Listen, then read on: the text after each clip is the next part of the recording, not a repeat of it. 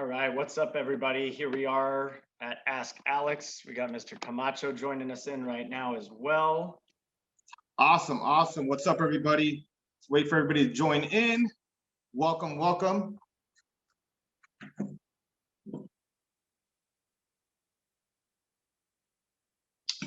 Aloha, mahalo. Hello, everyone. Happy Wednesday. The time has come. Still can't hear you, Will. I don't know if you're talking, but I can't. Welcome to our Ask Alex number 11. Now can you hear me? There you go, buddy. Boom, I had the wrong headset on. So guys, happy to be here. We got Alex in the building. We got Jay in the building. Jay is back. She was feeling a little bit under the weather last week, Yes. but she is looking amazing and back and ready to rock and roll this week. You know it. Pleasure to have you back, Jay. Thank you. Happy Guys, to if be you back. if you are new, welcome. We're excited to have you guys here. If you are a previous member, you know the drill. Go ahead and use that chat feature down there at the bottom. Jay and I will let you guys know where we're from and what our handles are, and obviously you know where to find Alex at Alex Camacho TV. Please do post on there. Let us know where you're from, what markets you're in, what deals you're actively looking for. If you're looking for BRRRRs, if you're looking for creative financing deals, let us know. What I'm going to do right now is to get things started in the next couple of minutes. We're going to give a little bit of time for Alex to give you guys a quick update on what's going on in his world. And then we're going to go ahead and send out a poll to you guys real quick and just get an idea of who is actively doing creative finance deals. Something really exciting we're going to talk about today with our special guest, Daniel. And really excited to have him on. He's a active real estate investor. He's actually living out on the island of Oahu, where Alex is currently right now. He's doing BRRRR deals. He's doing creative financing deals. He's doing out-of-state investing.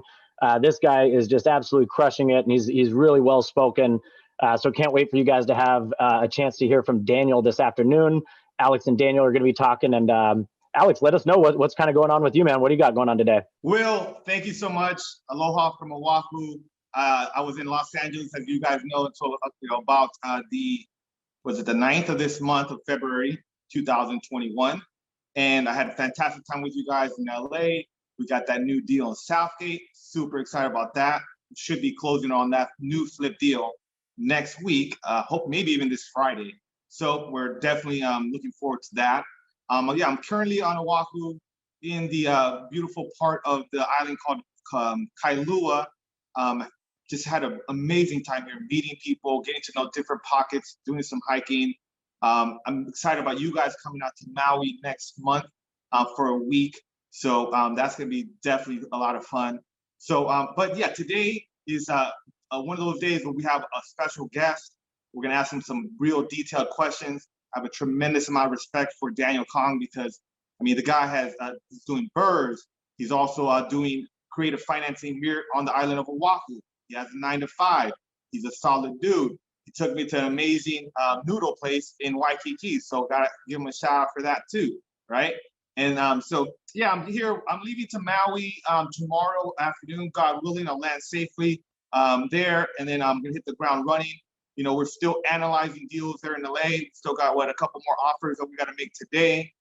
So I know you guys just came back from a property, but yeah, I'm super excited about getting back to Maui, and then the time I spent here in Oahu, and then the quality time I spent with you guys. I can't do it. I mean, just to credit you guys, for Will and Jay and the team in LA. I could not do what I'm doing without them. I mean, they're my right hand, my left hand. Couldn't do it without you guys. Thank you. It means the world to hear that. And likewise, super happy to be a part of this and happy to see our community growing with each and every one of you. As with that said, we are growing. So we do offer one-on-one personal coaching with Alex. Follow him on Instagram. We're almost at 10K. We're right on the verge. So if you can for today, post this on your Instagram for Ask Alex, love to really get that. And you can also on his Instagram do one-on-one coaching for up to an hour, 30 minutes. So if you are, trying to get your first flip or you're stuck with something, definitely reach out to him. He is the man, and he's such a great person to be offering these free weekly webinars, which with each and every one of you. There's so much value. I'm still learning each and every day. So with that said, let's get this going. And guys, I'm going to send out a quick poll for you guys. This just to start things off. coming to your screens right now. We're just wondering, are you actively pursuing creative financing deals? When you hear that word creative financing, do you know what we're talking about? If not, Daniel Kong is our special guest today. Really excited to have him on. Before we do, I just want to jump into something that Alex kind of mentioned earlier about being in the island of Oahu and learning and networking and growing his relationships there. It's something that's really important. I saw Kamohai chatting in right now, and I saw them getting on a plane. I think they're actually on their way out to go to a mastermind. Kamohai and Tristan are over in Phoenix with Pace Morby and a couple of those guys in the creative finance world. So it should be really cool to hear how that meetup goes with them. A couple of you guys in the room were able to come to a meetup with Alex while he was out here in LA, and we are planning on doing another one next time he's out here in town. But what these meetups really do is that's an opportunity for you to go and meet other investors, have them help you along the way. So when you hear from Daniel today, Daniel's going to give you some of that insight as to, some of the roadblocks that he hit along the way. Jay just mentioned she's kind of learning and still learning. And today when Jay and I were out seeing a house, we actually ran into another flipper that we've seen before. And just seeing him, he looked at us, we looked at him. We said, hey, are you? And he was like, yeah, you guys are you. And it was just kind of confirming for us saying, hey, we're in the right place, we're doing the right things, and we're following up on the right leads. And that's why you want to go to these kind of meetups. And that's why you want to be a part of this webinar. Is everybody in this channel, everybody in this group is growing, and we're all growing together. So if you guys do have any questions, please go ahead and use that Q&A feature down there at the bottom. And we're going to answer a couple of live questions today. Daniel will be answering some questions on creative financing as well. And just to kind of get things started for us, Alex, we're going to kind of give you a chance to kind of let people know what's been the best experience of your career thus far, like up to date. Oh, that's an awesome question. Well, the first thing that comes to mind is my experience at my second investment company that I was working for. My role was an acquisitions manager. I started with a 10% equity stake in the deals. And then also, I think I was making about $40,000 a year salary. And then there was a small car allowance because there was some driving involved in the role, right? Looking at different properties all the time. But the reason that experience was so amazing, you guys, is because I was so grateful and happy to be in the game, in the trenches. Literally, we're buying houses every day. Not all of them were my acquisitions, but I got to see so much of the inside of an operation, flipping over 150, close to 200 houses annually in Southern California. So during that year and a half that I worked with them, I was able to get them 54 houses that we closed on.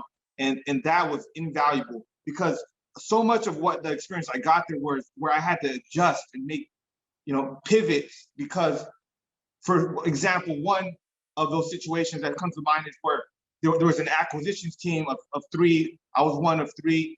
And then there was a project manager team that would help rehab the properties and give us estimates on what they're going to, come in at, and potentially when we're making an offer on the property. There was just like miscommunication, or just this, there wasn't a real alignment. It seemed like they were, wanted to come in with high estimates on what the potential was as far as the rehab, because they didn't want to work hard sometimes. And then our offers were reflected. So there wasn't a lot of synergy there. And so I went out there in the field and looked at more houses personally, got to know rehab better. So sometimes, you guys, you have to, compensate for other weaknesses within your organization or other people, but then it makes you grow as well. So I think there's a thing I resonate with, is saying that necessity is the mother of invention, which means when you really need something, then you make it happen for some way, or however you're gonna need to create that.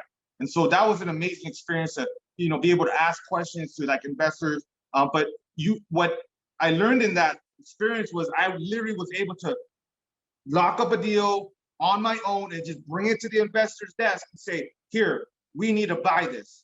And that's the skill set that I was so, my desire to learn that, to be able to be a full-time deal maker, full-time real estate investor. But I had to make them, I think I helped bring in revenue of like $1.3 million, $1.4 million to the company with my acquisitions in that year and a half. And I only made, remember, a little bit north of 10% of that. So, it was a sacrifice, but again, I was in the game, I was paying my dues, I was able to really grow and look at hundreds of houses, dozens of neighborhoods across Southern California. And that experience has helped me get to where I'm at now, where we're consistently growing the team. We're staying away from the deals that maybe lost money that I got to see there. And then we're only locking up deals that make most sense, highest upside potential. And then, but I also don't limit you guys as far as the team members with your opportunity. Like I was somewhat limited at that role, that company, because they only wanted me to grow so much. And then once I got to a certain position, I really felt like, hey, I've outgrown the position here. But that's my best experience, you guys. I really, it was real valuable. That's amazing. Taking away from that is just, learning through experience. I have to say my best experience is being a part of this. And like Will said earlier, we checked out a property, ran into Gabe and earlier, and being able and doing this webinar, it's amazing. And having the opportunity to, do these flips. I could not do this on my own. So that's really great. So definitely finding a team and knowing people with experience is super important. Which brings us to the next question, how to analyze where to flip. We get this question a lot from people that have been joining us on our webinars, probably see this as a repetition, but this is something for people to learn. And sometimes you can still get stuck with analysis paralysis. So how do people, really figure out where to flip and analyze that? Great question. I think the number one thing that they should focus on is understanding the hottest, most active real estate pockets, zip codes, areas in their particular market, whether that's Southern California, couple of, for example, South LA is hot, North Long Beach, certain parts of the San Fernando Valley. I mean, everywhere is kind of hot because of the lack of inventory, but really knowing what's happening. For example, when we run comps on certain parts of town that we're running, we can see like 50 comps, right? And then we run comps somewhere else and it's like 10 comps, because they're just different activity levels. So make sure you understand that. And then you have to be able to know the comps, analyze the deals in your market by having some type of system in place. Like, okay, you have a house, that area is hot. Well, how are you gonna analyze it? You need to have some type of calculator. You need to have some type of way of running numbers on that. You need to have some type of formula to understand the rehab, just really being able to understand numbers. So then that way you could see, hey, I analyzed the deal in this area and I analyzed this deal in this area. This area is hotter and this rehab is lighter. There's a lot of data points that you need as a full-time, as an investor, as a flipper, as a BRRRR. You need to have a lot of information, but accurate information, and be able to interpret that information to make decisions on that, right? And so I'm a big fan of driving the comps, getting out there in the streets. After you got a genuine opportunity, you need to really go put your eyes on what potentially you're gonna buy and invest in. And when you drive and you see, hey, this street is clearly better than our street, and then you can assign the same after repair value and potential resale value. I mean, otherwise you're just kind of in fantasy land. So you want to have an accurate view of all that. And then I like to tell people that the deals that lost money when I was working at that other investor, keep in mind, I don't know if I mentioned this before, but we were in a profit or loss agreement with that equity. So that means if I helped them buy a deal and that lost money, I also lost money with them. And one of the deals we actually did ended up losing over $100,000, and I lost like $15,000, $16,000 on that deal. And a couple other ones that didn't lose as much. But what ends up happening is you learn a lot from that. And what I learned was that you always want to stay away from heavy rehabs at the top end of the average highest sold comps in that area. So for example, if you're trying to flip houses, for example, in the $400,000 to $600,000 range, you want to be buying as close to that 4 as possible. You don't want to be buying this heavy rehab at like 420, 430, or sorry, 500, 520, towards the top end of that, what average houses kind of go in that area, because once it passes, the high end of that particular area, people have other choices to go buy a house for $700,000, $800,000 somewhere else in town. So the deals that lost a lot of money ended up being deals where we were buying kind of heavy rehabs at the top end of the price point for that particular market. And those have the ones that usually lost money, broke even, or was a ton of work, took a lot of bandwidth, and then we didn't really make a lot of money. So I just want to share that with you guys on how to analyze, but also how to look at the most effective deals, the ones that have the lowest risk with the highest upside potential. And guys, we're going to make sure that we send out a copy of Alex's calculator. So he was mentioning before, knowing how to calculate and analyze those deals. being familiar with the calculator and how to use that is very important. If you put in wrong numbers, you're going to get wrong results. And another thing that Alex said there that really kind of hit home is the driving the comps. It was the craziest thing to me when I first started working with Alex. We would look at these deals and we'd look online, and I would have all this information about the comps already, and we'd go and see the main property we were looking for, and it'd be like, all right, time to drive the comps down. I'd be like, what do you mean? We already knew the comps. We already looked up the comps.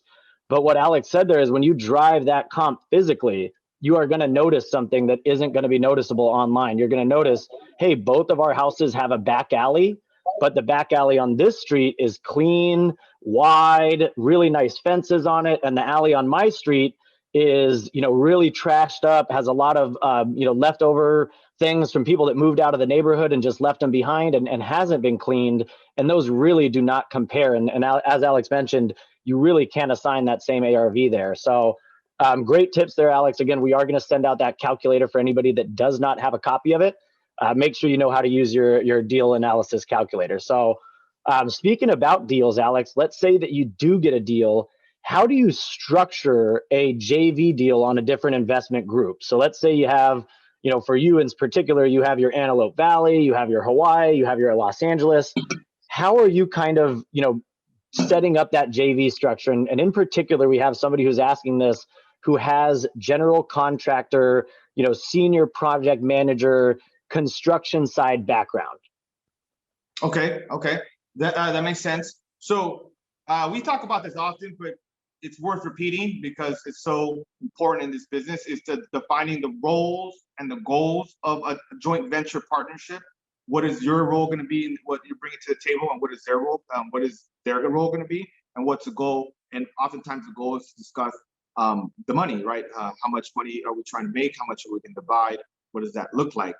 So I think it's really important to identify, hey, are you the cash provider or are you the deal provider? As far as the construction management side of things, I don't believe that's, the most critical part, to be frank, because really it's about buying the deal right. And then if you're just bringing the project management to it, that has a certain piece of value to the deal, say, for example, in a flip, but it's not like it's going to represent 50%, in my opinion. You're just going to manage the rehab and you have construction experience. But it depends. If you're doing everything, you're the contractor, you're doing everything at cost for the investor is, kind of bringing the deal, and you guys kind of do a partnership like that, that could work out.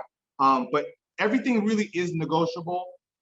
When I first started and I didn't have all that much capital, what I negotiated with my equity partners were basically, I'm going to bring a deal that's going to make at least $50,000 of profit for you and me, and then we're going to split that 50-50. You're going to fund the deal 100%, and I'm going to bring the deal and then help as far as division of labor, right? Managing rehab a little, also helping out with reselling the property as far as that's concerned, because I have experience being an agent. I'm not an agent now, but I have someone on my team that does that, and that's also an important part of the flip.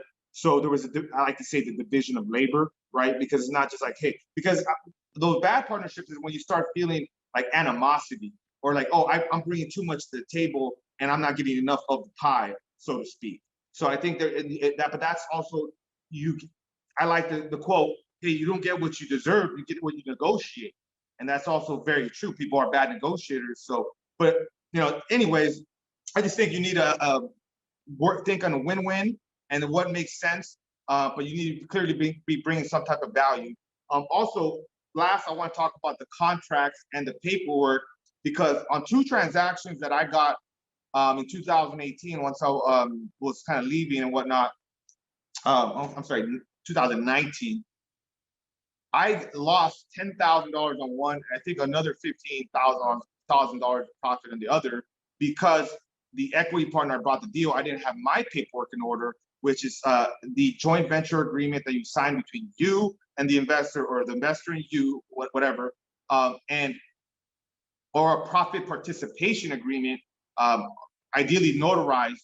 That way you got some type of paperwork protecting your interest in the deal when you're doing the joint venture, as opposed to like wholesaling the deal. You're just going equity, a split on that. So I lost on those, and I don't do business with those 2 individuals anymore, because they basically scammed me out a little bit, because I was not on title of the property. I did not have my paperwork in order. I still made a profit for both those deals, but I didn't get what I felt was fair, or what we agreed upon when we discuss doing the deal. So I want you guys to avoid having that problem happen to you and just protect the relationships because they are relationships. You're dealing with money, you're dealing with a lot of work that maybe you put in to get the deal. So you want to protect these and think long term. But the way to do that is make sure you have your paperwork in order.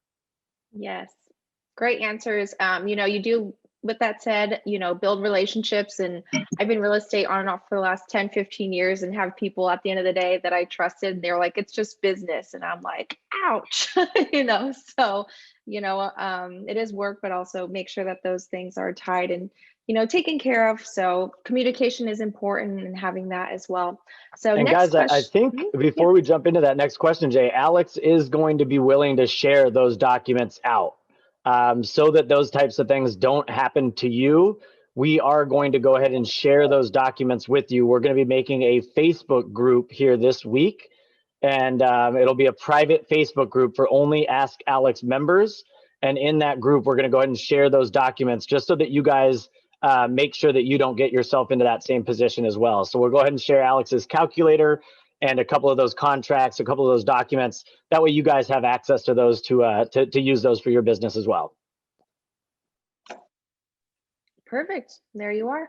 All righty. So moving over, this one is a really fun question I thought we got from someone. If you had to restart all over today, Alex, what would you be doing? If you were able to go back like 10 years, what would you do now? Well, actually, I've started sooner. Number one, in working in real estate investing, I definitely wish I would have started sooner. But the reality is, I really wouldn't do much different. I really like my path. I'm proud of the work I put in, the body of work, as far as all my transactions and the people I've worked with and how I've conducted myself overall. Because I haven't always been the best business person, but regarding real estate investing, I really put my best foot forward these last 4 years. But the first 2.5 years, as you guys know, I was paying my dues working for these mentors. So I'd really do the same thing. Just find somebody doing exactly what I wanted to do, which is what I did. I found someone flipping over 20 houses a year in Southern California successfully. And I worked for him for a year, and then that other company for 1.5 years. So I would just do something similar, just put in those 2-3 years working for other investors, save money, and then go out and do it on my own once I felt ready and I had all the contacts and connections and the experience. So, and then I would just continue to be a voracious reader of the books, of the podcasts, of Bigger Pockets, of Real Estate Disruptors, all these great tools of just, free information, and just keep on learning. But the common theme really is just taking a lot of action, because when you take a lot of action, you're more likely to want to ask for help because you have more problems, things come up, as opposed to just thinking about this thing forever and never putting in the work. You need to take action and then continue to grow along the way. As you guys know, we're all on a different part of this, like we're like climbing this mountain, and we're all just on different parts of the mountain. And then, hopefully some of us are throwing some rope down, and then also we have other people throwing rope down to us. Love that reference. Answer. That was beautiful. Yeah. Well, you heard it, you guys. Yeah, for me as well, I would have, gone back years before, tried to find Alex and Will and started this up years ago. So I'm really happy to be doing all this each and every day. It's just a joy. So, and like Alex said, met so many of you all here in this chat today. So yeah, it's just a joy. Enjoy what you do. Next question. This was really great, and it goes with Daniel as well with our upcoming special guest speaker. He does out-of-state flipping. So Alex, would you recommend out-of-state flipping? And if so, any tips for out-of-state flippers? Yeah, I don't recommend something like that as a novice or somebody just starting out new, because there's so many moving parts with managing a rehab, getting the right deal, and selling the property, at the price you expect, that I just would not recommend that to someone new. But if you've done some deals, or maybe you have a lot of boots on the ground and a lot of other relevant experience, then I would say maybe give it a shot, because with any team you can do it. Having the right people on the ground, looking at the properties, making the offers, managing the rehabs, all that. But I would say you have to pick the right team. And then if you have that, just putting some systems in place. And then I would also recommend visiting that market, sooner or later, right? And understanding the little nuances that the boots on the ground people can teach you. And then you can have more confidence on continuing to do that down the road as well.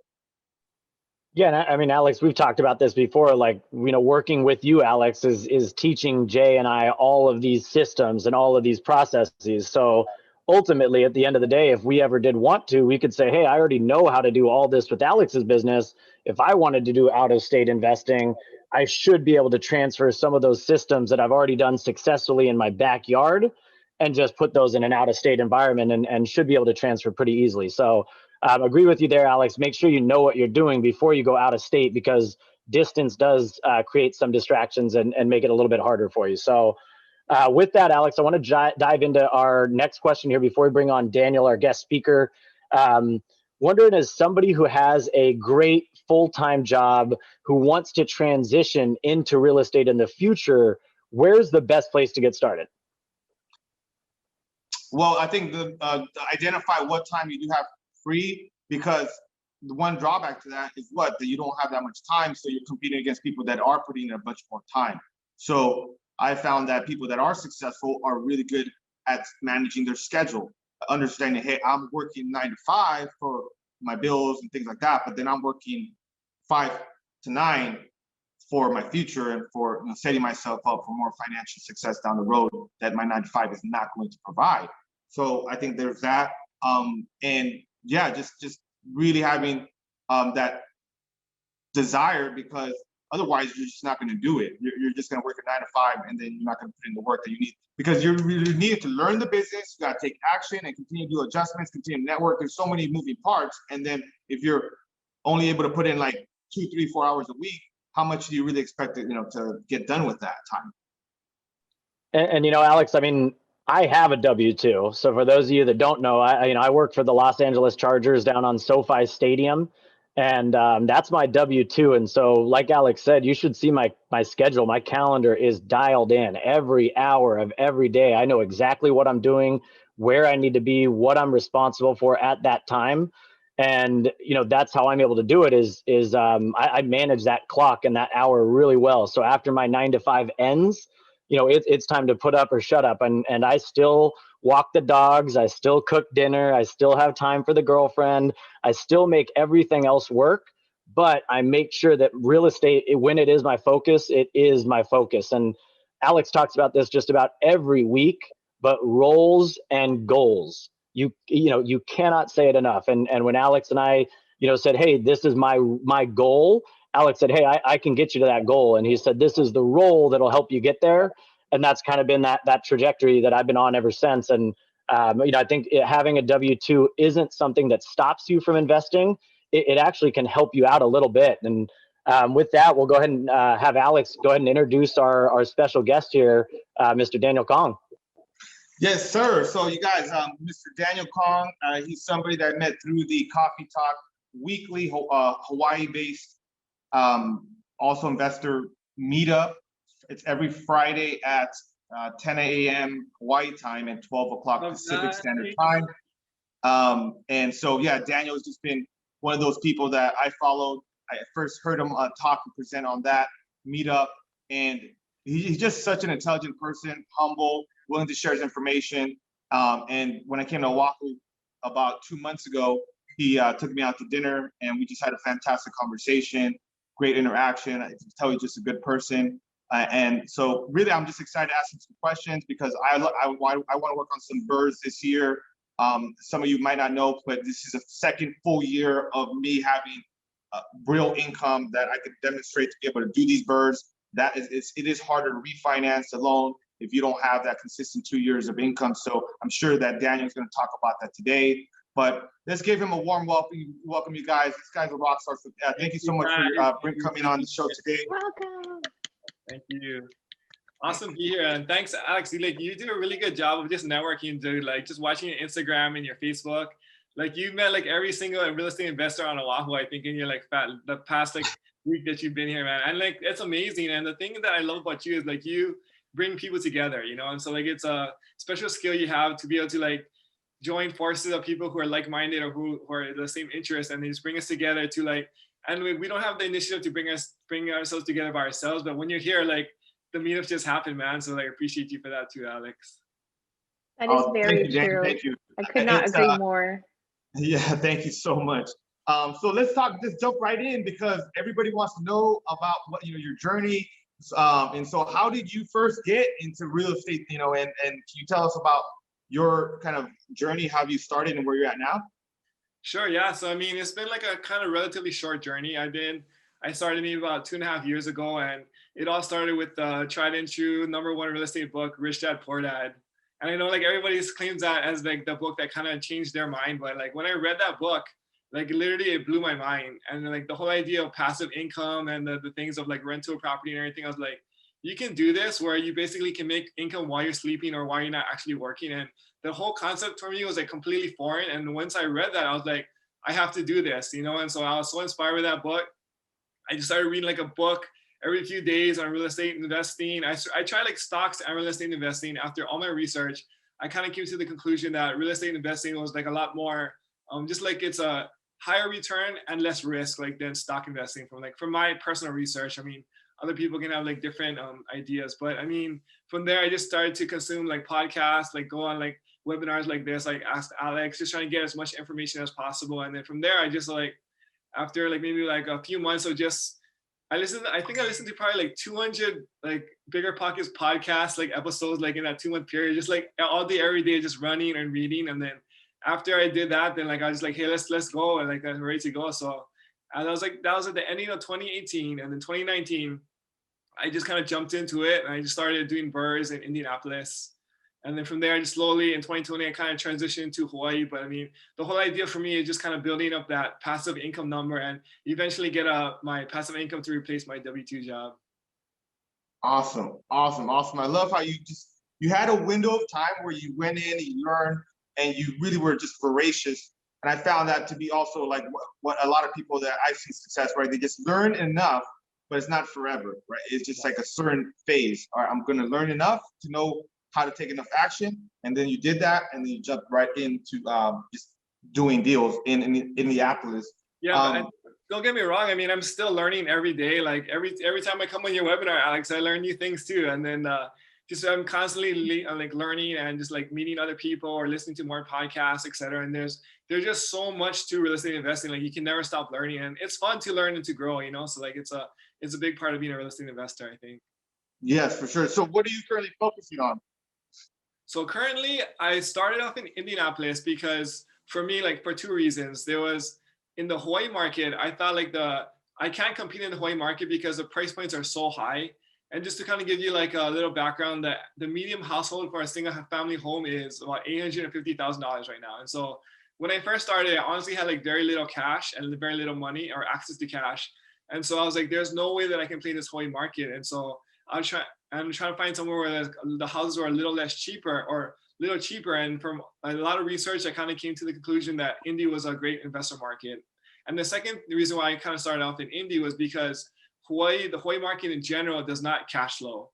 And when I say cash flow, what I mean is that your mortgage, like if you have, let's say like a 20% down to purchase a house and you have like an 80% mortgage on the property, the rent would more than cover the mortgage plus give you a cushion for cash flow. And so on average, the Hawaii market is terrible by cash flow, but there's a lot of markets in the Midwest or those areas where cash flow, it really works. And so like for Indy, it was just like one of those markets where the cash flow really worked. And so because of that, I kind of started my journey in a place that would be easier to BRRRR for because of those 2 reasons. And so, but currently now I kind of switched my focus to the Hawaii market for like various reasons. And I don't know if you want me to kind of get into all the specifics. So basically I kind of feel like there's a better return on my time because in the Indy deals, they're awesome. I kind of had them rolling, but each deal, they'll build you like a little bit of cash flow, maybe between $200 to $500 a month. And then maybe like 20 to 50 grand in equity that you're slowly building. But I felt like if I took the same amount of work and I applied it to the Hawaii market, I could build a better amount of equity and cash flow in the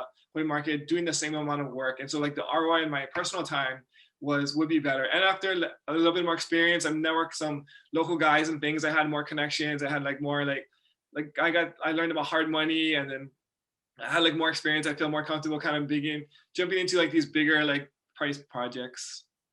Yeah, and I think that's important to note. I want to note that for the attendees, where you do learning, you take action, and then you get results, and you do deals, and then after you do the deals, you continue learning, and that gives you more confidence to keep on taking action. So it's really just a domino effect, right? And I've noticed that with a lot of successful investors that they don't know it all, but they just keep figuring it out as they go. They keep on making adjustments. They keep on learning other strategies.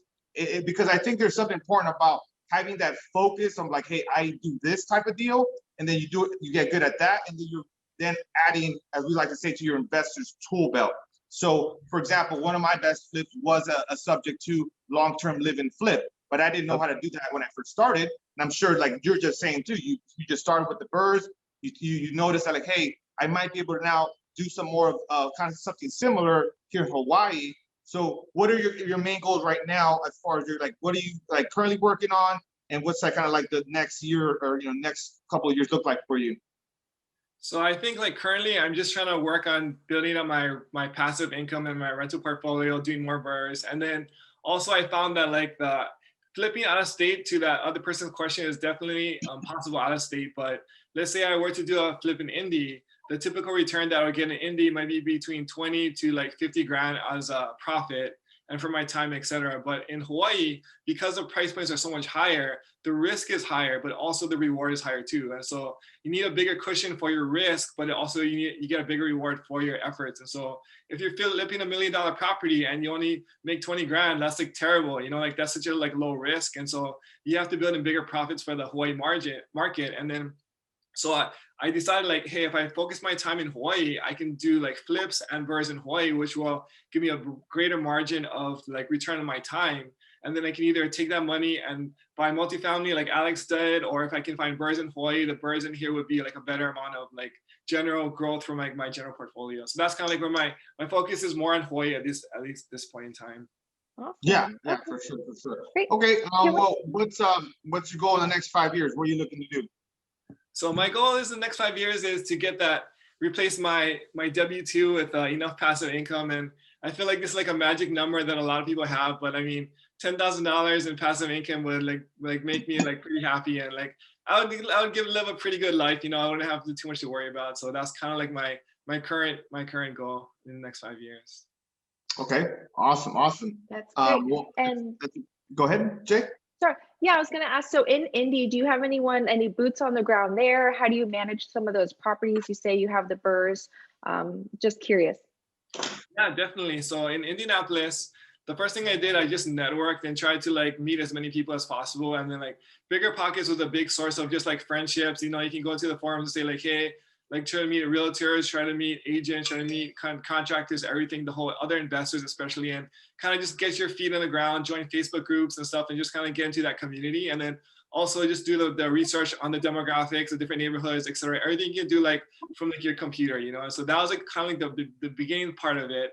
And then eventually I found a guy that does like project management inside of Indy for out-of-state investors. And so because Indy is such a hot market for investors, and it's such a good cash flow market, etc., there's a lot of guys from Hawaii or California who have what do you call it, dumb money, where we just have money and we just want to place it in these cheaper markets. And so there's these guys, or this guy, he specializes in helping investors like me to manage the projects on the ground. And so I pay him 10% over my construction rehab budget. And so if my GC says like it's going to be like 30 grand, I pay this guy 3 grand just to manage the property. So he's not a GC, he's not anything. He's just like, he'll go to the site, take pictures, make sure that the GCs are actually working, send me pictures, give me updates. He'll put in my Simply Safe system, meet with the water company, whatever, all the different kinds of things that need to be done at the property as kind of my boots on the ground and my trusted source, because I mean, it's like win-win for both of us, because I have like a trusted source on the ground that I can trust. And then he is making, I mean, it's good money for like 3 grand to just show up to a property like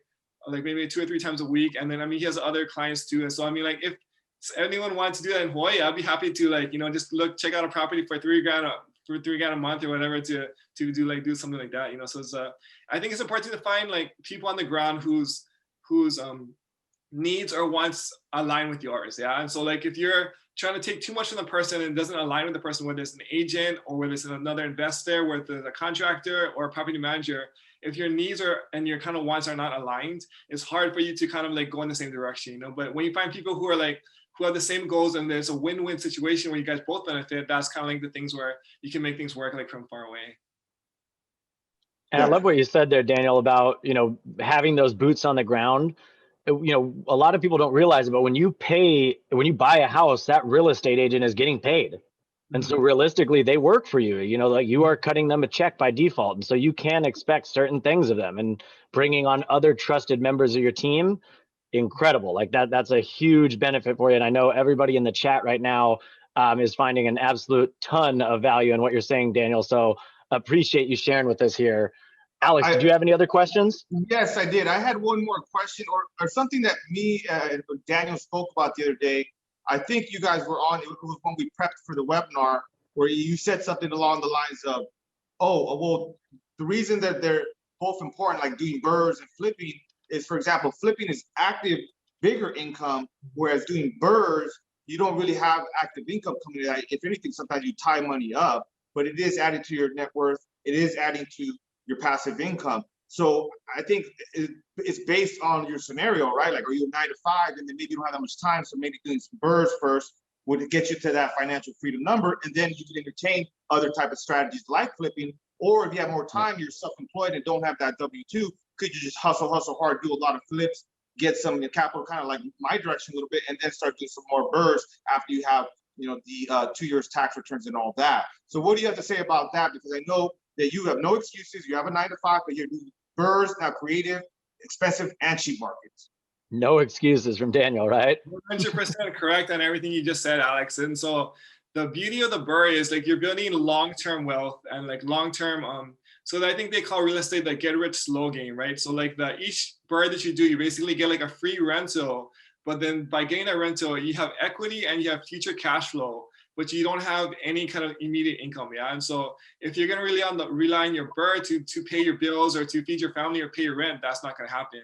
But until you get enough of them for it to the passive income to be able to sustain yourself. And so I think like if you have a W-2, BRRRRs are like the perfect strategy to kind of get your feet wet and start with, because like you still need a W-2 or some kind of income to pay your day-to-day bills, but then on the side you can hustle and like kind of build your BRRRR, slowly build your rental portfolio over time to eventually replace your active income. And then the more that your passive income builds up, the more flexibility you have in the future for like options where maybe I want to leave my W-2, or maybe I want to stay in my W-2 and I just want to continue to build my BRRRRs on the side. But like it's very important, I think. So like if you're flipping though, like the flipping is like immediate income like today that I can like use to feed my family, right? And so, but the thing about flipping and BRRRRs is there's actually the exact same skill set. It's just a different exit strategy. So in a BRRRR, you're flipping the house, but instead of selling it on the back end, you just keep it for future cash flow or appreciation or future wealth building, right? And so if you're a flip already, then you just say like, hey, I'm gonna do this flip. This flip makes sense as a flip. I'll take the cash on this one. This one, the cash flow on the back end looks a little bit better. I'm gonna just keep this for a BRRRR, or maybe so there's kind of two ways you can like, you value rentals. It's either the appreciation or the cash flow. And different people have different kinds of like, kind of like strategies as far as like, do they think cash flow is more important, or do they think appreciation is more important, or a combination of both? And then so both are different tactics, but you have to look at it as when you play the appreciation game, you're a little bit of gambling, and if there's no cash flow, you're kind of like, you need to have the cash reserves to be able to support that future appreciation and the negative cash flow. And so depending on where you are with your finances, your cash reserves, your future plans, where you're at, it's kind of determine whether or not you want to focus on BRRRRs, flipping, or a combination of the both. Love it. You see why we had this guy on, you, everybody? Because he's very smart. He's analyzed. He's taken massive action. And so when we have conversations, I always learn something from Daniel. So thank you, Daniel. I know we wanted to kind of dive in a little bit on one of your favorite deals or something that you got going on you'd like to share with the, and are you prepared to share on a deal, some numbers? Yeah. So it's a local Hawaii BRRRR, and so it's a pretty exciting one. So. And Daniel, you should be able to share your screen if you want to, and if you have anything you wanted to pull up, you can share, and we should be able to get that seen for everybody else. Can you guys see my screen now? Okay. Bam. Awesome. Bam. So this is a project that I'm working on right now. We're about 6.5 months in. It's probably going to take about 9 months total.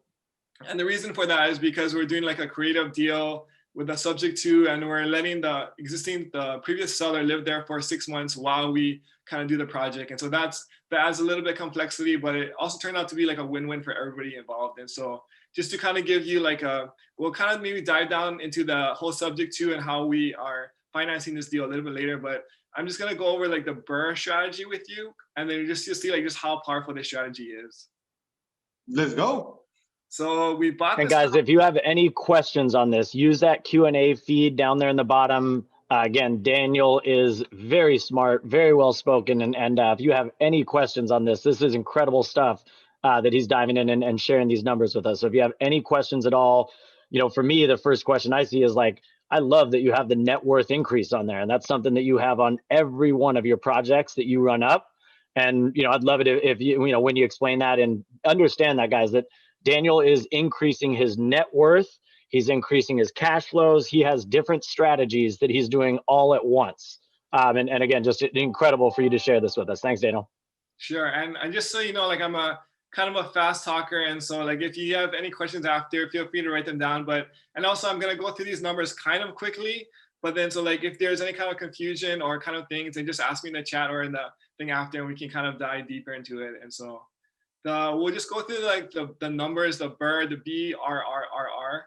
And so we bought this property for $662,000. We're still in the middle of the rehab, but it's probably going to come out to about $105,000 for the rehab. This is a house in Kalihi Valley. And then because we bought this property subject to, basically means that we don't have to take out, we don't actually have to pay this $62,000 until we do a refinance in the 9-month mark. So our holding costs are just the mortgage. I mean, the holding cost is just the interest from the money that I borrowed. So basically I did this deal with none of my money out of my pocket. And so to do this complete deal, I needed about $175,000 from a private lender. And so the holding cost of $175,000 at like 9 months, you just like about 10% that we pay the lender. It adds a little bit of holding costs plus like utilities and property tax and insurance. After the 9 to 12 month mark, our total like holding costs will be about $25,000. So this 662 plus the $105,000 rehab plus what we're going to pay in interest and property taxes and insurance is going to come out to a total of about $792,000. And so if I funded this deal with just all my own wallet or my own cash, I basically need to come to the table with 792,000 big ones. And so this is the buy and the rehab portion. And so after this property is fully rehabbed, our projected ARV of this property is going to be 1.1 million. And so when we bought this deal, it was in the middle of COVID last year. And then the tax assessed was 1.1, but we underwrote it at 1 million because we thought like, hey, like there's a big chance that like the whole market could tank and everything could crash. And so we were real conservative with our numbers. But I think like after like a little bit more seeing the market and the trends, we feel like this 1.1 million is a really like attainable / even maybe a conservative number where we think we can even push it higher than this. But just to be like on the safe side, we're going to take the tax appraised value. And just to kind of give you a feedback backstory, in Hawaii, usually most properties were valued over that tax assessed, but sometimes it's less, but majority of the time in Hawaii, it's usually valued over the tax assessed. So a tax assessed is usually a pretty safe ARV. Okay. And so any questions so far, Alex? No, I think we're coming right along. I'm liking these numbers. Okay. So if we do get this ARV at 1.1 million, you can go to the bank and you say, hey, Mr. Bank, can you check to see how much you'd be willing to lend me? And I have this property that's worth 1.1 million.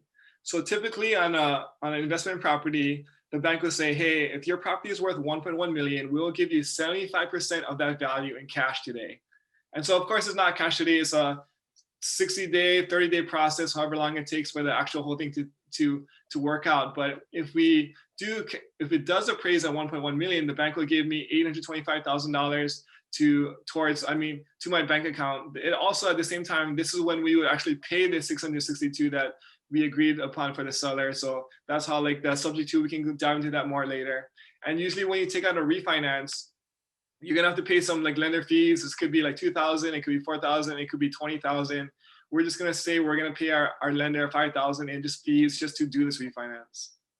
And so assuming that we get this 825, we pay this $5,000 in lender fees, and we subtract all the money that we brought to the table, the 792. Now the refinance is actually $28,000 over all the money that we brought to the table. So if we were to refinance this out at $825,000, we basically own this property with like a 25% equity stake in it. And we got this $28,000 in cash in our hand today. And this is really the power of the BRRRR strategy, where you basically can own rental properties without any of your money in at the end of the day. And the beauty about this immediate profit is it's completely 100% tax-free, because this is not really income. This is actually just a loan from the bank. So then like you're not going to report this on your W-2, you're not going to report it on like your tax returns or anything. It's just like, this is like just free money that you get to play with, that you got from doing this deal. Yeah, would you be able to explain or expand a little bit on how you were able to fund that private money, being that it is a higher price point and a creative deal? I would imagine that that's a little bit more difficult to raise private capital for a deal like that, or am I just wrong? Yeah, you're completely right. And so I think like when I did some of the deals from in Indy, and I kind of had like a small track record of success, and other people who are kind of seeing my success, they're saying like, hey, I want to be a part of this deal or part of this process, you know? And so when people come along, I usually like, hey, like, they're like, how can I add value to you? Or how can like I be a part of this? And one of the best ways is to being a private lender on the property. And so as a private lender, like you do, like it's win-win for everybody, because now I have more money to do the deal, and then you get a good return on your property. And typical, like, I mean, like different lenders some people will then give you like a 6%, some people will give you 10%, some people will give you 15% return on your money annually, whatever you work out with your private lender. But for me, the private lenders are saying like, hey, like I want to invest this money with you, but I also want a percent, and I always want to like learn like what you're doing, you know, as far as like, so whatever I can do to help teach. So that kind of like a combination of those things help to like make it more attractive. In addition, because there was such a big spread on the property, they have like a lien on the property behind the bank's. So the bank has a lien of $500,000 on the property. We have a second lien with the sellers for the $160,000 difference on the property.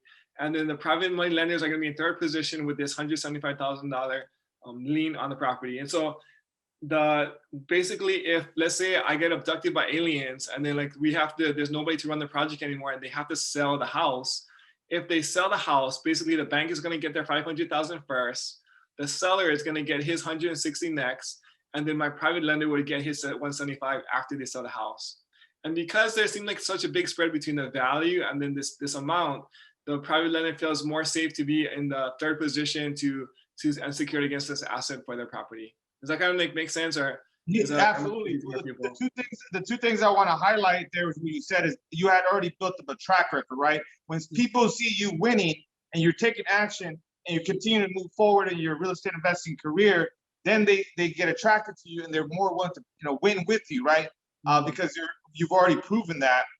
And then also you structure a deal where it was all win-win. What I could tell here, where there was definitely some collateral for the private money lenders. There's a good spread. You got a good deal. It was a win for the seller. So just overall win is really what I'm seeing here too. Yeah. Awesome. Yeah, and Daniel, I mean, again, I think these numbers are absolutely incredible, and thank you for sharing them. We did have one question coming in from Rory. He's asking specifically about the 105 rehab number, the 25K holding cost.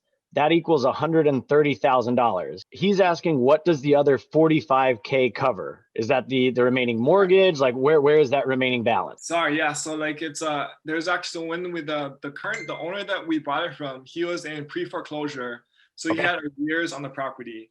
So I had to come up to bring cash to the table to pay the lender to bring him current on his mortgage before I could basically take it over. And so like I had to bring, I think once like 30 grand just to pay off the lender to bring the mortgage current. And then now I could purchase this thing subject to, and then now the mortgage is current. And then I'm like, that's where the extra money was like this means allocated to. And then just kind of like a little bit of spread as far as just cushion or the mortgage payment that I'm gonna have to make monthly or the course of the project.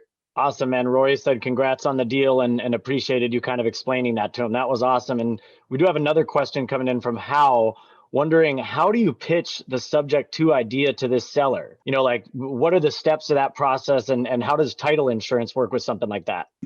So I mean, when we come to the seller, we want to give him options, right? And so what we do is like in a typical deal like this, we'll give him like 3 options. And so like I know he was talking to other investors, he was talking to some agents, and so he had some options on the table. And so we're like, hey, like if you list it with an agent, we kind of feel like this is the number that you would get. We can give you cash today, and this is kind of the number you get. if you want to do something a little bit creative and just keep the mortgage in your name for the next 12 months while we do this, while we fix it up and refinance it, then we can give you this number. And so basically we kind of give him 3 different options that he can kind of choose from. And then like at the end of the day, he's like, you know, like given like my situation, etc. And so if we did it with an agent, he would get the most money, but then he would have to go to an agent. And there's like, for various reasons, I don't want to get into like the whole guy's story, but he didn't want to go that route. The cash offer would be less, but he would have to move his stuff out and we would have to start working on it immediately because we have holding costs and then now we're on a time crunch, you know. But if we did this creative financing where we did we kept the mortgage in his name, then we could give him like time to take his time to move his stuff. And so he just had like a lot of stuff, a lot of life, a lot of like just house was just honestly like filled to the brim, like floor to ceiling with just his stuff. And so he needed to figure his life out, try to find somewhere else to live, and then like purchase a new house, whatever, and then kind of move his stuff over. So that's why we're kind of giving him the 6 months to kind of like figure it out. And we're actually going to give him more just because he's still kind of in the process of moving right now. He found a new place somewhere else. And so, but then the whole thing was like, it's win-win for everybody because and the subject to, he can take his time. We don't have any holding costs really for us, besides the 175, which is like relatively small. And then like he can have time to like move his things and like et cetera, you know, does that make sense? No, you're providing a solution. That's what it is you're saying, hey, here's a solution to your problem. You need a new place to live. You need to get a clean place. You need to reset your life. And we're going to give you 3 options. And Daniel, I love what you said about the 3 options, right? There's the real estate, listing this at retail. This is what you're going to have to go through. Here's this number that's going to be significantly lower, but it's going to happen really quickly and everything's going to kind of happen immediately for you. And then here's this other solution that really is going to hit all the things that you need while also making it a great deal for us. And I love the fact that, again, it's that solutions oriented approach that you're taking. You know, can't speak enough about that, man. Yeah. And I've been to the property. It has a beautiful view. So good job, Daniel. Thank you. Guys, anybody else have any questions on any of the information that Daniel just went over? Obviously, I know that was a lot of information, and we kind of got to take a deep dive into one of those deals that he's doing out there in the Kalihi Valley. But if anybody does have any questions, feel free to go and use that chat portion down there right now, and we'd love to get some questions answered for you guys. Again, the big question that I have for you on here, Daniel, just looking at this, goes back up to that net worth increase number, the 303. If you don't mind kind of diving in, because I know for you, net worth is important. You know, you're trying to constantly grow either that net worth or the cash flow. And so I'd love for you to just kind of dive in on how you got that 303 number and why that's important. Let me I'll finish the whole BRRRR and then I'll come back up to that net worth increase. Let's do it. Okay, so we went through the buy, the rehab, and the refinance. And so the next thing is in the BRRRR strategy is you're gonna rent it out. And so this property was like very lucky. In Hawaii, it's very rare that you can have like, there's like these things called monster homes or multifamily in Hawaii. And like after like doing some like research and rent research, we're gonna have a 3-bedroom, 2-bath on the top, 3-bedroom, 1-bath on the bottom, brand new, like fully renovated. And then we're gonna have a 4-bedroom, 2-bath on the adjacent house. So basically it's almost like a triplex, but there's like, and we're in Kalihi Valley where parking is like very rare or hard to find, but we're in a spot where we have parking, like lots of parking for everybody. There's 2 separate 2-car garages, plus parking on the side of the house, etc. And so our projected rent for this property is gonna be 27 for the 3.2, 27 for the 4.2, and then 25 for the 3.1. And so you add those together, the rent for this property projected is going to be about $7,900 a month. And then for our mortgage, if we were to take a mortgage on this $825,000, if I get the same rate that I got from my other BRRRR that I just completed in Hawaii at a killer rate of 3%, then our mortgage plus property tax and insurance will be about $3,900. So I hope that interest rates don't go up too much, but if it stays similar to what it is now, this would be about our mortgage or monthly payment. And then whenever you own rental properties, you always have to set aside a little bit of money every month for what they call the war chest or your vacancies or maintenance and like your extra reserves. And so every month out of this $7,900, we're going to set aside about $800 just for future repairs or future vacancies or future reserves. And this is just for like the in case of. The beauty about the BRRRR though is that because the property is brand new, renovated, and it's like in good shape, you're probably not going to have a whole lot of capital expenditures or repairs unless your contractors did a bad job. But then, I mean, that's like a story for like another time, right? So after the rent minus the mortgage and our war chest, our monthly cash flow for this property is going to be about $3,200. And annually, this comes out to about $38,000 in annual cash flow for this property. And for us, it's like a killer deal because we basically got the property with none of our money inside. We took a small profit in the upfront, and then for the rest of our lives, we're going to cash flow at this $38,000 number. In addition, usually over time, rents go up. And so this number might go up. My mortgage is going to stay the same for the next 30 years. So like this cash flow number actually might increase in the future. And then this is like the beauty about rental properties is like when you own a rental property, they say it's a get rich slow game because there's really like 4 ways that you get paid. The first way is that cash flow, that the number between your rent and then your mortgage. The second way is that this $3,900, half of that is going towards your actual loan, this $825,000 loan. So in 30 years, this $825,000 is going to be paid off. And so if you just take that 825 divided by 30, every year, my loan is getting paid down by $27,500. Of course, there's like more interest in the front and more principal in the back end. But if you just were to average over 30 years, assuming that we kept this property for 30 years, then the annual pay down that you're going to get as far as your equity inside the property is going to go up every year annually by $27,500. And then the third thing that the rental properties pay you is that this magical thing called appreciation. And so the cool thing about appreciation is that when you buy a property, let's say for $100,000 and you put 20% in, the appreciation happens on the $100,000, not the 20% that you put in. And so this property in Hawaii, we are like a real appreciating market. And so like I think that the national average is close to around 3%, but Hawaii, we probably see between like 5 to 7% like annual appreciation on our properties. In this one, we're just going to use a projected appreciation annually of 4%. And so on this $1.1 million property, we think in 10 years, it'll be worth 1.5. And so at that rate, every year, the property slowly grows up in appreciation at about $44,000 a year in equity. So these two things are not cash. It's just equity that you can potentially borrow against or sell in the future. So it's like you can't feed your family with equity, but you can borrow against it in the future, or you can in the future when you do sell it, you can actually access it. And so those are all things that are increasing your net worth. So you add the cash flow, the loan pay down, and the appreciation, not to mention the tax savings, because you got depreciation, you can write off your mortgage interest. And there's also just like just being a business owner, rental properties, this is all considered passive income. So you can keep a lot more of it than you would in your W-2. But then you add the cash flow, the loan pay down, and the appreciation, our annual net worth goes up by basically $100,000 every year with like doing nothing, just owning this property. And so this is like the power of like the BRRRR and the rental properties, where they say like real estate is a get rich slow game. And so every year, by me not doing anything, just sitting on my butt and just owning this property, my net worth is slowly increasing by $100,000.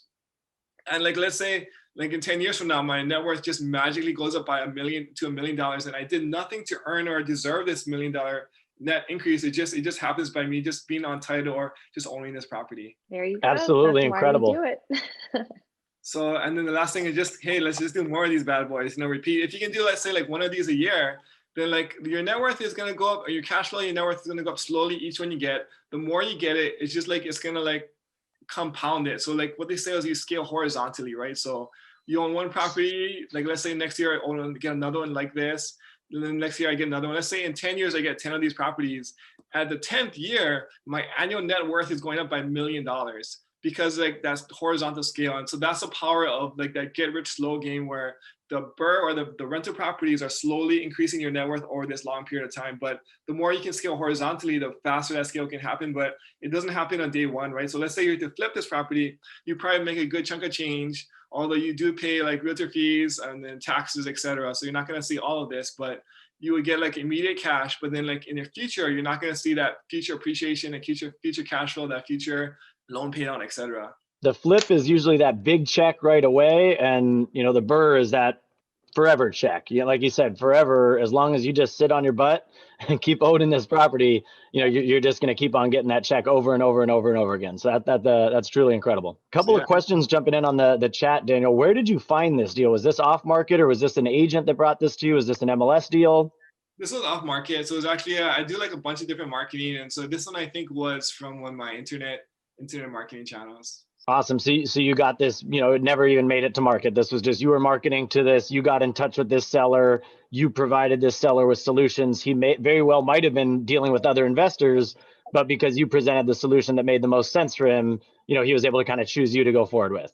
Yeah, and actually funny story is, like, I mean, there was a bunch of other investors on this deal, I mean, who are interested, and I'm friends with them too. So like, I mean, Hawaii's a small world, you know, so like we chat and stuff and everything. And so there was actually another investor who was offering him $700,000 for his house, but for some reason he decided he liked or trusted us more, so he actually went with us at a lower offer. And so I thought that was like, it's just like the power of just trying to listen to the seller and seeing where they're coming from, building rapport, and just being like making sure that they can trust you. You know, I think that's like a big part of working with these off-market deals and like that. And today, like, honestly, like, he's very appreciative of what we're done. We're very appreciative of him, and it's like it's like a great win-win solution for everybody, you know? Yeah. So one more question we have coming in here from Rory. He's asking if you can touch on the due on sale clause in a sub-2 deal. Do you ever have to address that, or any, you know, kind of contingencies that you put in place for that? Yeah, sure. I mean, so the due on sale clause is what it is whenever the title of a property transfers ownership, the bank or the lender they have the ability to call the entire note due. And so in this particular case, the note was $500,000. And so I'm part of a mentorship. Shout out to all my sub-2 Hawaii group over here. I love you guys. And then I talked to other investors who are doing sub-2, and the general, listen to any podcast, listen to like a bunch of guys who are doing these sub-2s in like massive quantities. The thing is, like, they'll say like maybe out of 100 deals you're doing sub-2, maybe about 1 or 2 will be actually, the lender will call it due.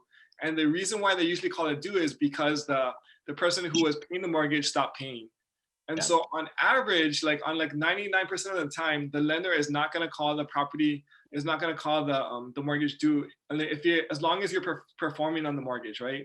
There's a couple other things. You make sure your insurance and the lender's on the insurance, make sure, I mean, just small things like that. But on average, you don't really have to worry about the due on sale clause. If they did call the due on sale clause, foreclosures kind of take a long time, right? So there's like a process, they gotta serve you. There's like this long process gonna go through. It's probably gonna take, I don't know, like let's say 6 months. I know, I actually talked to this guy yesterday who's trying to buy a house, and he's been in foreclosure for 16 years and like fighting this thing. But long story short is, even if the bank did call it, I would have enough money to get a hard money lender or private lenders to refinance that guy out and then make everybody whole. So I mean, like, the 500,000 would basically be due in 6 to 8 months when the bank is trying to go through the foreclosure process. And so I always have something in the back where I knew that if the bank does call it due, I could have another option to either refinance the property immediately into my own name, or if I get a hard money lender or something to refinance out that 500 that was due. That's so beautiful. Thank you again, Daniel, so much for sharing this with us. Absolutely amazing, successful home run BRRRR right here in Hawaii. Yeah, this was great. And I know, Daniel, you alluded to your sub-2 group. And again, I can't speak enough about having a group, a network of investors. And so, you know, guys, we're going to make sure that we create a Facebook group where you guys can kind of come together, share ideas. Hopefully, Daniel, if you're comfortable, if you don't mind sharing this PDF, just so people can kind of get an idea of what a good, successful BRRRR would look like. Again, I think this is just incredible stuff. What I'd love to do now, Daniel, is if you could switch me back over to the host. I'd love to get everybody into the room and give everybody a chance to network, grow their group of investors that they know, and get a chance to kind of chat with you one-on-one about some of the things that you're down here and crushing it on. In the meantime, if you guys don't mind, if you guys thought that what Daniel was talking about was absolutely incredible, just go ahead and go down to that chat feature down at the bottom of the page and give us a big mahalo, Daniel, and a big thank you, Daniel. Again, I think what he was sharing today was just absolutely incredible stuff. Daniel, to get me back to host, just go up to the 3 dots by my name on the picture, hit those and drop down, and it'll say make host. It'll pass me back over to host. And again, mahalo, my man. Thank you so much for sharing this was just absolutely incredible stuff. I gotta just thank you. I joined this sub-2 membership recently, and just the guys here are just so supportive, and guys and gals there are so supportive, and really appreciate you guys, man. And all the indie investors, the cool thing about investing is everybody is so helpful and so friendly. I mean, Alex, the whole Hawaii group and the indie group, just really appreciate you guys, man. It's just so much fun, more fun doing it with guys who are go-givers and who guys are cheerleaders and who are just on the ride with you, And so I just want to shout out to you guys. Thank you so much. Yeah, I completely agree. And then also with that said, I do feel that there are a lot of Hawaii investors, real estate people in here. They do host a weekly webinar on Fridays. It's called Coffee Talk. Jay posted that in there. Yeah, that is a great did. resource, guys. I would, even if you're not in Hawaii, I know one of them lives in Vegas now, I want to say. So definitely check it out. I'll repost the link and sign up for it. And guys, just to give you some insight, when I started in real estate investing probably about 5 or 6 months ago in October, one of the first things I asked Alex was, hey, Alex, where do I learn from other investors? When you're busy and I can't talk to you, who else should I be listening to? And he said, hey man, on Fridays, they do this Kiko Capital Talk. And the first Kiko Capital Talk I went to, guess who was talking? That guy, Mr. Daniel Kong, right over there. And right afterwards, I shot him a DM in the Instagram. And just like he said on here, he is more than happy to chat. The guy talks quickly, but very wisely. And so listen when he talks. And, if he has some information to share with you, more than likely it's going to have some value in there. So again, Jay shared that link. You do not have to be from Hawaii. You can be like Hector and just have a really awesome Hawaiian shirt on, and you will be very, very well received over there. But you do not have to be from Hawaii at all to be a part of the Kiko Capital Group. And Daniel, I know you have a couple of your sub-2 guys here in the group. Who else is part of that group with you? I see Camo High and Tristan in here, and Tay and a couple others. But I know you have a really good group over there. Yeah, Tay, what's up, Tay? We have Gilbert. So I know we're kind of wrapping things up. Here, guys. So I just wanted to make a couple of last points that I kind of had on my notes. And one of them is what we've already kind of been talking about, this real estate business, even though it is a kind of an individual sport, really more, if you do it right, it's a team sport, right? And we say the vibe of the tribe, because our desire by putting these webinars together is to help you guys become better deal makers and better investors and better people, because every one of these deals, as you just saw with Daniel's example, affects a lot of people. And if you do things right, it affects them in a very positive way. And that is a ripple effect in your life, in other people's lives, in the neighbors, in the lenders you work with everybody. So if you have the right mindset, you have an abundant state of mind of, hey, I'm not going to take this deal from anybody directly. It's just I'm doing better deals and win-win deals overall. I think that's what we're trying to create here, right? Where we have that mindset of abundance. There's deals out there, but we got to put in the work. And then just the fact that we got to work together as a team, because if we collaborate, that's really the top 2 things that are important to me, like work ethic, putting in the work, and then the collaboration of all of us together, of just coming together. I'm helping Will's helping me, I'm helping Jay's helping me, I'm helping Daniel in just different capacities, but the help is there, the value exchange is there, and that's why it works. So make sure you're coming from that state of mind and not something where you're just trying to take, but we all have something to give. So on that note, is there anything else? Are we going to bring in people? We're going to give some shout outs. I just wanted to make the last points. Yeah, we got the whole group in here, Alex. I know you're on your phone, but we got everybody in here. We got Hector in here. We got Rory. We got Vic. We got Chris and Sheena. The whole squad is in here. Everybody, we're so thankful for you guys coming out and joining us here every Wednesday. I see a couple people in the chat right now talking about the Facebook group. And like Alex said, that's the vibe of the tribe. So we're going to get that Facebook group started for you guys this week. And that's going to be our Ask Alex Facebook group. It'll be private only for the guys that are here coming out and attending this, and the girls. And you guys saw in the chat today, I had no clue that Amy is from San Diego and she's investing in San Francisco where my twin brother lives. I had no clue how many people in this room are from Kansas City. I thought Jay was the only loser from there. Hey! go Bucks. No, I'm kidding. But, you know, I mean, I'm a those are big the ways that fan, you Kansas grow City. your relationships and you get to know these people. You know, again, the vibe of the tribe, like Alex said, I think what we're growing here with this tribe is absolutely special. Anybody else have anything they want to share this week? If not, we'll go ahead and close things up and get ready for you guys next week. In the meantime, guys, keep an eye out for the Facebook group. We'll announce that on Friday. We'll send out our recap of this meeting with the link of the recording, and we'll go ahead and have the link in there so that you can go onto Facebook. We'll have a couple of the files that Alex mentioned today, his contract that he used for JV agreements, our calculator that we use every day to analyze deals.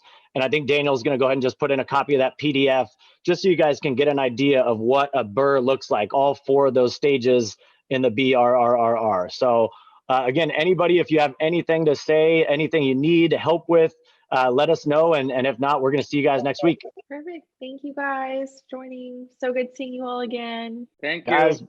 mahalo, Daniel. Appreciate, Mahalo, brother. take care. Appreciate you guys too. Thank you, Daniel, so much. Amazing. Thank you. Lots of value.